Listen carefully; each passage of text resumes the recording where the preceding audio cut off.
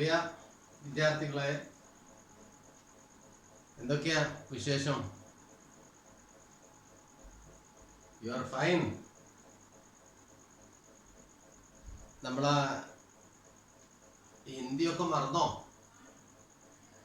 പാഠങ്ങളൊന്നും post ചെയ്തൊന്നും കാണുന്നില്ല.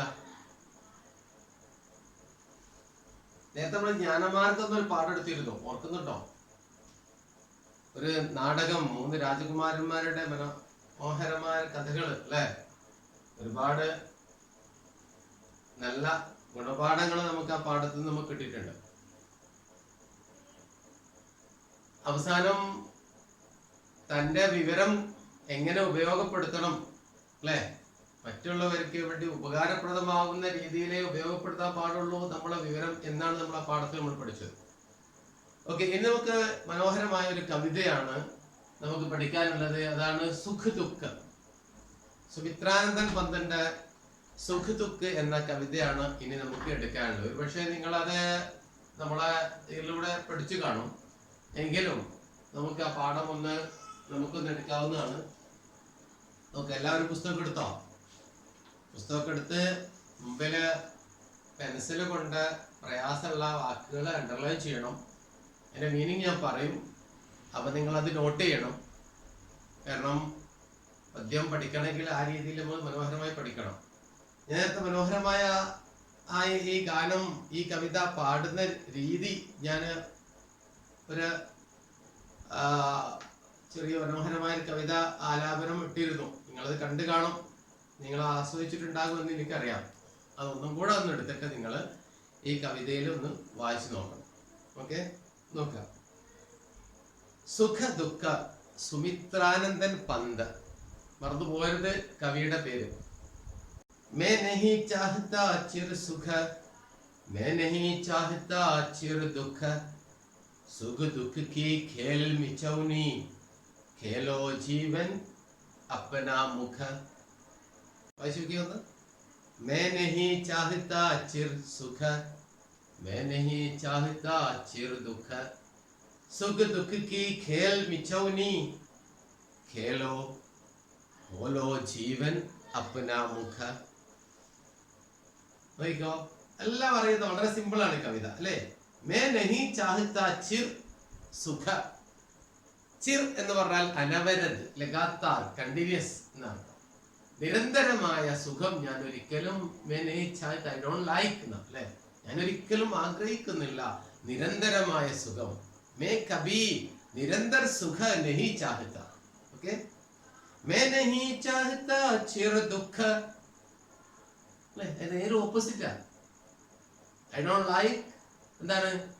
Continuous ആയിട്ടുള്ള ദുഃഖവും സാഡ്നെസ്സും ഒരിക്കലും ഞാൻ ആഗ്രഹിക്കുന്നില്ല. സുഖ ദുഃഖ കി ഖേൽ മിച്ചൗനി.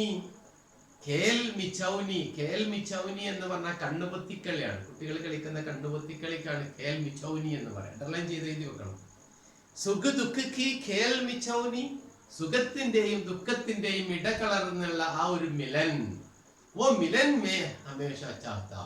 എന്നാണ് കണ്ണുപൊത്തിക്കളി എന്ന് വരികയും പോവുകയും ചെയ്യുന്ന അല്ലെ? കണ്ണ് പൊത്തി കളിക്കുമ്പോ, കണ്ണ് പൊത്തുമ്പോ അല്ലെ, അതിങ്ങനെ വിടുമ്പോ ഉണ്ടാകുന്ന ഒരു സുഖമുണ്ട്. അതേപോലെ അങ്ങോട്ടും ഇങ്ങോട്ടും ഉണ്ടാകുന്ന ആ ഒരു മിലൻ, ആ ഒരു ചേർച്ച, രണ്ടും കൂടെ ഉണ്ടാകുന്ന ഒത്തുചേരൽ ആണ് സുഖ ദുഃഖ കി ഖേൽ മിച്ചൗനി, ഖേലോ ഖോലേ ജീവൻ അപ്നാ മുഖ. തന്റെ ജീവിതത്തിന്റെ മുഖം, തന്റെ ജീവിതത്തിന്റെ ലൈഫിന്റെ ഫേസ് എന്താവണം? അതിലൂടെയാണ് നമ്മൾ തുറക്കേണ്ടത്. ഖോലോ എന്ന് പറഞ്ഞാൽ ഓപ്പൺ എന്നാണ്, ഖോൽന എന്ന് പറഞ്ഞാൽ തുറക്കുക. അതിലൂടെയാണ് നമ്മുടെ ജീവിതത്തിന്റെ ഫേസ് തുറക്കേണ്ടത്. മനസ്സിലായിട്ടോ അല്ലേ? അപ്പൊ ജീവിതം എങ്ങനെ, how to open our life, എങ്ങനെയാണ് നമ്മുടെ ജീവിതം സ്റ്റാർട്ട് അവർ ലൈഫ്, എങ്ങനെയാണ് ആരംഭിക്കേണ്ടത്, എങ്ങനെയാണ് തുറക്കേണ്ടത്, അതിനെ കുറിച്ചാണ് പറഞ്ഞത്. എപ്പോഴും എന്തായിരിക്കണം? സുഖവും ദുഃഖവും കൂടെ സമ്മിശ്രമായിട്ട്, രണ്ടും കൂടെ മിക്സഡ് ആയിട്ടാണ് വരേണ്ടത് എന്നാണ് കവി പറയുന്നത്. താഴെ പാരഗ്രാഫ്. സുഖ ദുഃഖ കെ മധുര മിലൻ സേ, സുഖ ദുഃഖ കെ മധുര മിലൻ സേ യേ ജീവൻ ഹോ പരിപൂर्ण. ये जीवन कैसे परिपूर्ण हो जाता है? वो सुख दुख के मिलन से ही हो जाता है. സുഖവും ദുഃഖത്തിന്റെയും സമ്മിശ്രത്തിലൂടെ, മിലൻ എന്ന് പറഞ്ഞ ഒത്തുചേരൽ, ഒരുമിച്ച് ഉള്ള യാത്ര അല്ലെ. അതിലൂടെ മാത്രമാണ് ഏ ജീവൻ ഹോ പരിപൂർണ. ഈ ലൈഫ് കംപ്ലീറ്റ് ആവണമെങ്കിൽ, പൂർണ്ണമാവണമെങ്കിൽ എന്താവണം? രണ്ടിൻ്റെയും കൂടെ, സുഖത്തിന്റെയും ദുഃഖത്തിന്റെയും കൂടെ എന്ത് വേണം? മിലൻ ഉണ്ടായിരിക്കണം എന്നാണ്. മിലൻ അല്ലെ, മിക്സിംഗ് ഉണ്ടായിരിക്കണം. फिर घन में ओचल हो शशि. घन मीन्स क्लाउड. घन बादल, മേഘ. ഘൻ എന്ന് പറഞ്ഞാൽ മേഘ, ബാദൽ, ക്ലൗഡ്. നോട്ട് ചെയ്യണം. ഓജൽ ഹോ ജാന എന്ന് പറഞ്ഞാൽ ഗായബ് ഹോ ജാന എന്നാണ്, ടു ഡിസപ്പിയർ എന്നാണ്. അത് അപ്രത്യക്ഷമാവുക. ശശി മൂൺ. എപ്പോഴാണോ മൂണ് ഇതില് മേഘത്തിലേക്ക് അങ്ങ് ഡിസപ്പിയർ ആവുന്നത്, അപ്രത്യക്ഷമാകുന്നത്, ഗായബ് ഹോ ജാത്താ ഹെ. जब शशि, जब चंद्रमा मेघ के अंदर और बादल के अंदर डूब जाता है, गायब हो जाता है, अप्रत्यक्ष हो जाता है, फिर शशि से ओजल हो घन. उसी प्रकार मेघ गायब हो जाता है शशि की रोशनी से, शशि के प्रकाश से. ചന്ദ്രമയുടെ പ്രകാശം കൊണ്ട് മേഘം എന്തായി പോകുന്നു? അത് ഇല്ലാതെയായി പോകുന്നു, കാണാതെയായി പോകുന്നു, അതിനെ മയച്ചു കളയുന്നു. ആര്? ചന്ദ്രന്റെ പ്രകാശം. രണ്ടിനെയും അങ്ങോട്ട് പറഞ്ഞു. മേഘം ചില സമയത്ത് ശക്തമായ കറുത്ത കാല ബാദൽ ആനെ പർ യേ മേഘ ഗായബ് ഹോ ജാത്താ ഹൈ. മേഘം എന്തായി മാറുന്നു? കാണാതെയായി മാറുന്നു. അതേപോലെ തന്നെ കട്ടി കുറഞ്ഞ മേഘമാണെങ്കിൽ അന്ന് ചന്ദ്രൻ എന്ത് ചെയ്യുന്നു? അതിനങ്ങ് മൂടിക്കളയുന്നു. അതിന്റെ ആ കറുകറുപ്പ്, അതിന്റെ കാലാരംഗ ബാഹർ നഹീ ദിക്ത എന്നാണ്. അങ്ങനെ ആയിരിക്കണം എന്നാണ്. സുഖം ഉള്ള സമയത്ത് ദുഃഖത്തിന് എന്താവണം? ദുഃഖമില്ലാതെ ആവണം. അതേപോലെ ദുഃഖമുള്ള സമയത്ത് എന്തായി മാറണം? സുഖമുണ്ടായല്ലോ എന്ന ഒരു ഓർമ്മ നമുക്കുണ്ടാകും. സുഖവും ദുഃഖവും കൂടെ സമ്മിശ്രമായിരിക്കണം. എന്താ? ഹമാരെ ജീവൻ, ഹമാരി ജിന്ദഗി ऐसा होना चाहिए. അവിടെ നേരെ ഓപ്പോസിറ്റ് ഒരു 4 വരിയും കൂടി കാണുന്നില്ല. സുഖ ദുഃഖ की खेल मिचौनी खोलो जीवन अपना बुग. इन पंक्तियों का आशय क्या है? എന്താണ് ഈ വരിയുടെ ആശയം? ഈ ആദ്യത്തെ പാരഗ്രാഫിലെ അവസാനത്തെ 2 വരിയുടെ ആശയം എന്താണ് എന്നാ ചോദിച്ചത്. ഖേൽ മിച്ചൗനിയിൽ ആയിരിക്കണം ജീവിതം ആരംഭിക്കേണ്ടത് എന്നാണ് കവി പറയുന്നത്. കവി അഹം कहता है कि सुख दुख के मिलन से ही जीवन परिपूर्ण हो जाता है. अदायते आशय. सुख से ही अपना जीवन, हमारा जीवन संपूर्ण नहीं होता, और दुख से ही जीवन परिपूर्ण और पूर्ण नहीं हो जाता. फिर क्या होना है? वो हमेशा मिलजुल कर रहना चाहिए. പറഞ്ഞതാണ് നിങ്ങൾ അതിന്റെ ആശയം. അതേപോലെ താഴെ കൊടുത്തിട്ടുണ്ട്. फिर घन में ओजल हो शशि, फिर शशि से ओजल हो घन. यहाँ घन और शशि किन किन के प्रतीक है? ഇവിടെ ഓജനും ശശിയും ഘനും ചന്ദ്രനും മേഘവും എന്തിൻ്റെയൊക്കെ പ്രതീകമാണ്, അത് എന്തിൻ്റെയൊക്കെ സിമ്പൽ ആണ് എന്നാണ് ഇവിടെ കവി. പ്രതീക് മീൻസ് സിമ്പൽ ആണ് എന്നാണ് കവി ചോദിച്ചിരിക്കുന്നത്. എന്തിനൊക്കെയാണ്? അത് സുഖത്തിന്റെയും ദുഃഖത്തിന്റെയും പ്രതീകമാണ്. ഗുഡ്. Next page. जग पीड़ित है अति दुख से, जग पीड़ित रे अति सुख से, मानव जग में बंट जावे, सुख दुख से और सुख दुख से. ले उन्होंने जन पीड़ित है अति दुख से, जग पीड़ित रे अति सुख से, मानव जग में बंट जाए, दुख सुख से और सुख दुख से. जग पीड़ित है. जग मीन्स जगत, ഈ ലോകം, ഈ സംസാർ, इस दुनिया, इस वर्ल्ड. ജഗ് പീഡിതരെ, അത് പ്രയാസപ്പെട്ടുകൊണ്ടിരിക്കുന്നു, പീഡിപ്പിക്കപ്പെട്ടുകൊണ്ടിരിക്കുന്നു. എങ്ങനെയാണ്? അതിസുഖസേ, അതിയായ സുഖം കാരണം ലോകത്ത് ജനങ്ങള് ഭയങ്കരമായ സുഖം ആസ്വദിച്ച് ജനങ്ങള് ദുഃഖം ഉണ്ടായിക്കൊണ്ടിരുന്നു. അതിലെ സുഖത്തിന്റെ ദുഃഖം അല്ലെ, സുഖത്തിൽ തന്നെ അങ്ങ് ലയിച്ചു പോവാണ് മനുഷ്യര്. അതേപോലെ ഓപ്പോസിറ്റ് പറയുന്നു, ജഗ് പീഡിതരെ അതി ദുഃഖസേ അല്ലേ? അപ്പം അതികഠിനമായ ദുഃഖം കാരണവും അതികഠിനമായ സുഖം കാരണവും മനുഷ്യർക്ക് പ്രയാസം ഉണ്ടായിക്കൊണ്ടിരിക്കുകയാണ്. സുഖം തന്നെ ഉണ്ടായിക്കഴിഞ്ഞാൽ എന്താ സാറേ അതല്ലേ, ഇങ്ങനെ സുഖം മാത്രം ഉണ്ടായപ്പോ എങ്ങനെയാണ് പ്രയാസം ഉണ്ടാവുക? എങ്ങനെ ഉണ്ടാവുക? തന്നെ സുഖമുണ്ടായി കഴിഞ്ഞാലാണ് മനുഷ്യൻ എല്ലാ തെറ്റുകളിലേക്കും പോവുക. സുഖം മാത്രം ആയിക്കഴിഞ്ഞാല് മനുഷ്യൻ തെറ്റിലേക്ക് പോകും. കാരണം പിന്നെ അവരൊന്നും ആലോചിക്കാറില്ല. നിങ്ങൾ പലയിടത്തും കേട്ടിട്ടുണ്ടാവും, ഭയങ്കരമായ പണം, സാമ്പത്തികമായ സൗകര്യം, എല്ലാ സൗകര്യങ്ങളും. നിങ്ങൾ കേട്ടില്ലേ, ഒരാള് ഏകദേശം 2 വർഷം മുമ്പാണ് ഒരു ഗേറ്റ് കീപ്പർ എടുത്ത വണ്ടി കയറ്റി കൊന്നിരുന്നത്. അയാൾ ഇപ്പോൾ ജയിലിലാ കിടക്കുന്നത്. എന്ത് സംഭവം ഉണ്ടായിരുന്നത്? അയാള് കാറ് അല്ലേ, നമ്മളിപ്പോ പറഞ്ഞ പുതിയ മോഡൽ കാറ്, നിങ്ങൾക്കറിയാം പല പേരുള്ള പുതിയ മോഡൽ കാറ്. ആ കാറുമായിട്ട് വന്നു. ഗേറ്റ് കീപ്പർ അല്പം നേരം വൈകിപ്പോയി അങ്ങ് തുറക്കാൻ. അതോട് അവനെ ആ ഗേറ്റ് തുറക്കാൻ വേണ്ടി വെച്ചോളാണല്ലോ. എന്ത് ചെയ്തു? അയാളെ മേലൂടെ അങ്ങോട്ട് കയറ്റി. അയാൾ അവിടെ നിന്ന് തന്നെ കഥ കഴിഞ്ഞു പോയി. ആളെ പിടിച്ചു ജയിലിട്ട്. അപ്പം എന്താണ് സുഖം എന്ന് പറഞ്ഞാൽ അതെ, പണം അധികം ഉണ്ടാവുമ്പോ പട്ടിണി അല്ലെ. പ്രവാചകൻ ഒരിക്കൽ പഠിപ്പിച്ചു, എന്തെന്നറിയോ? നിങ്ങൾക്ക് പണമുണ്ടാവുന്നത്, പൈസക്കാരാവുന്നത്, നിങ്ങൾക്ക് സുഖം കൂടുന്നതിനെ ആണ് ഞാൻ പേടിക്കുന്നത്. നിങ്ങൾക്ക് പ്രയാസവും പട്ടിണി കഷ്ടപ്പാടുണ്ടാകുന്നതിനെ കുറിച്ച് ഞാൻ പേടിക്കുന്നില്ല എന്ന് പറഞ്ഞു. എന്താ പറഞ്ഞതിന്റെ അർത്ഥം? പറഞ്ഞതിന്റെ അർത്ഥം നിങ്ങൾക്ക് സുഖം കൂടുമ്പോഴാണ് നിങ്ങളെല്ലാ വേണ്ടത്തരത്തിങ്ങളിൽ നിങ്ങൾ പോവാ. നിങ്ങൾക്ക് ദുഃഖം ഉണ്ടാകുമ്പോ, പ്രയാസം ഉണ്ടാകുമ്പോ, പട്ടിണി ഉണ്ടാകുമ്പോ നിങ്ങൾ അതെങ്ങനെ ഉണ്ടാക്കും, എന്റെ ഈ വയറ് ഞാൻ എങ്ങനെ പുലർത്തും എന്നതിനെ കുറിച്ചായിരിക്കും നമ്മൾ ചിന്തിച്ചുകൊണ്ടിരിക്കുക എന്നുള്ളതാണ്. ഓക്കെ, 3-ാമത്തെ വരി, മാനവ ജഗമേം ബണ്ട് ജായ്. ഈ മാനവൻ ഈ ലോകത്തിൽ എങ്ങനെയാണ് വീതിക്കപ്പെടേണ്ടത്? ദുഃഖ് സുഖസേ ഓ സുഖ ദുഃഖസേ. സുഖവും ദുഃഖവുമായിട്ടും ദുഃഖവും സുഖവും ആയിട്ട് ബണ്ട് ജാന എന്ന് പറഞ്ഞിട്ട് ഡിവൈഡ് എന്നാണ്. അത് വീതിക്കപ്പെടണം മനുഷ്യൻ. ഈ ലോകത്ത് മനുഷ്യൻ ഈ संसार में मानव ऐसा होना चाहिए और हमेशा उनको सुख और दुख का मिलन होना चाहिए. कवि इस कविता में इसका महत्व, किसके महत्व?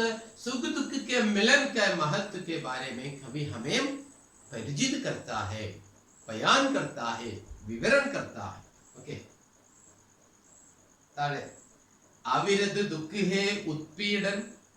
അവിരത് എന്ന കണ്ടിന്യൂസ് നേരത്തെ നമ്മൾ പഠിച്ചു അല്ലേ?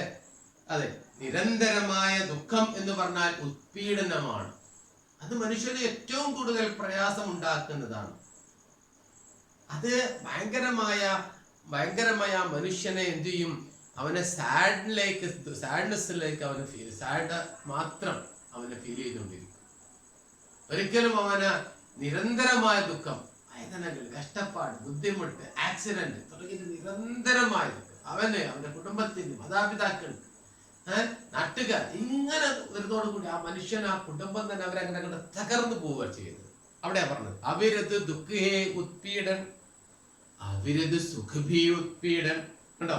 നിരന്തരമായ സുഖം തന്നെ എല്ലാ തരത്തിലും അവന് തൊടുന്നിടത്തൊക്കെ പൊന്ന് എന്ന് പറയാറുണ്ട് നമ്മൾ അല്ലെ? തൊട്ടതൊക്കെ പൊന്ന് എന്ന് പറയാറുണ്ട്.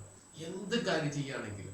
പിന്നെ അവന് അഹങ്കാരം കൂടും, അഹന്ത കൂടും, മറ്റുള്ളവരെ കാണില്ല, പാവപ്പെട്ടവന്, കഷ്ടപ്പാടുന്നവന്, കൈ കാണിച്ചു വരുന്നവന്, യാചകന്മാര്, എന്താ പട്ടിണി, എന്താണോ ഈ പട്ടിണി എന്ന് പറഞ്ഞാൽ, എന്താ വിശപ്പ് എന്ന് ചോദിക്കുന്ന ആൾക്കാരൊക്കെ ഉണ്ട്. എന്താ ഈ വിശപ്പ് എന്ന് പറഞ്ഞാൽ അങ്ങനെ മനസ്സിലാക്കുന്ന ആളുകൾ അവിടെയാണ്. രണ്ടാണെങ്കിലും ഉത്പീഡനമാണ്. ദുഃഖ സുഖി നിശാ ദിവാമേം.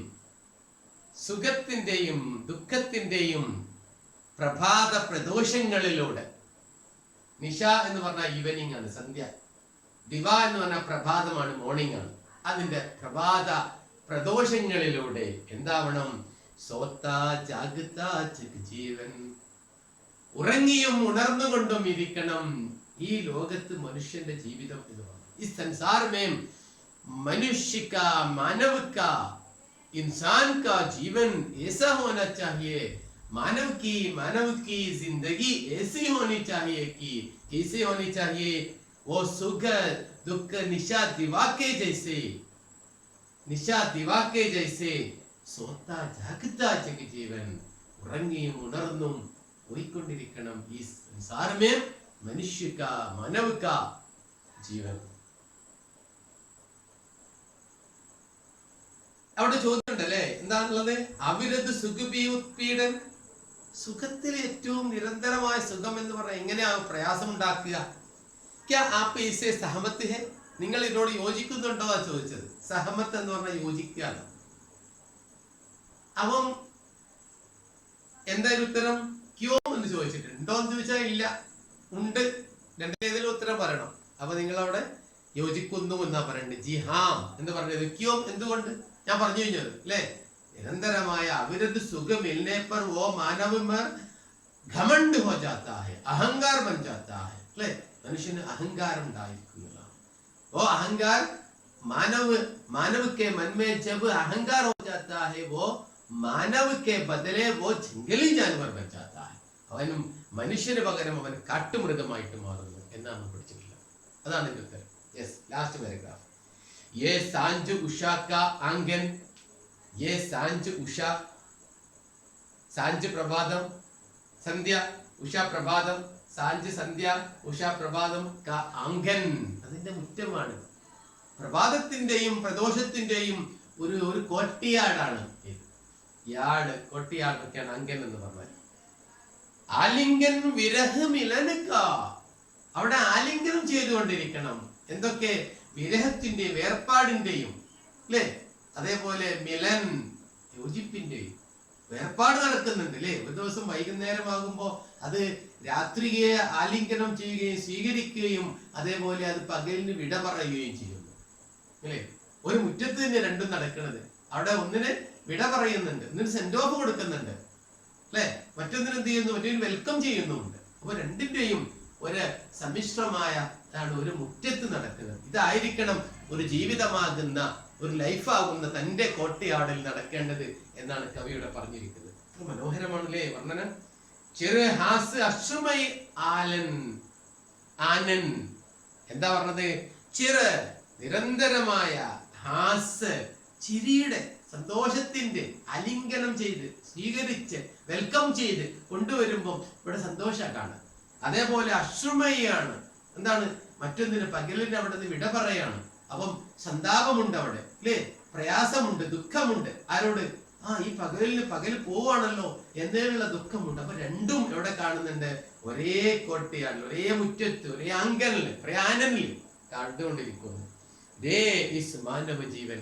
അതാണ് ഈ മനുഷ്യ ജീവിതമാവേണ്ടത്.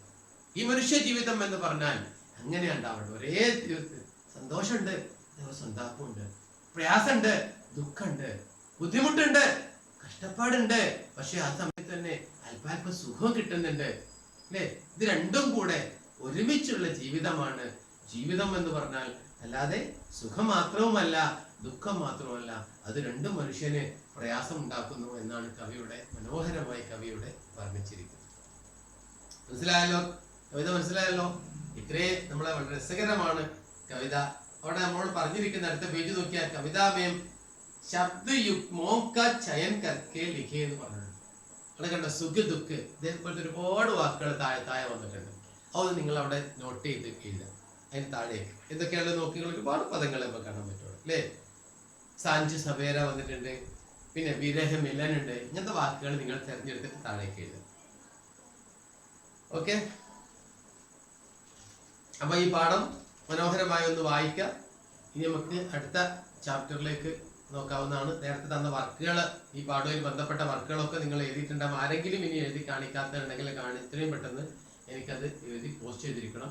അടുത്ത ദിവസം തന്നെ ഞാൻ അടുത്ത ചാപ്റ്ററിലേക്ക് നമ്മൾ നടക്കും. അതിന്റെ മുമ്പായിട്ട് എല്ലാവരും ഈ 1-2 ദിവസത്തിനുള്ളിൽ തന്നെ എല്ലാവരും ആ പാഠഭാഗങ്ങൾ കംപ്ലീറ്റ് എഴുതി നിങ്ങൾ നോട്ട് ചെയ്ത് എന്നെ കാണിക്കും. Okay, by.